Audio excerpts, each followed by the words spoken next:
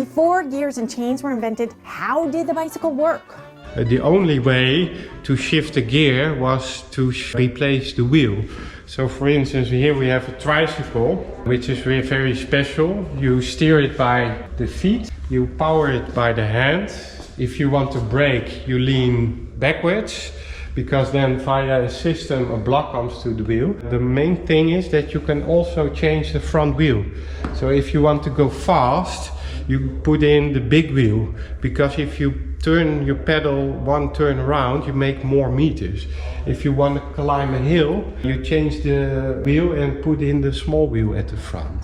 So before they used the chain and the gearing system like we have nowadays, they had to change a wheel. There was no other option. It's with that bicycle over there, yes, you have two pedals. If you want to go climb a hill, you take the front wheel. If you want to go fast, you can pedal at the back wheel. This actually has two steers. Oh my God, that is so interesting. So again, to go fast, you go sit on the big wheel. To climb a hill, you go sit on the small wheel.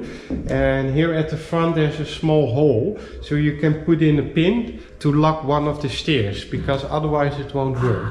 The braking, mud guards. In the last part of the 19th century, the bicycle evolved into penny farthings. So if you like bikes, inventions, and history, you have to come and see the Bicycle Museum. Hope to see you riding.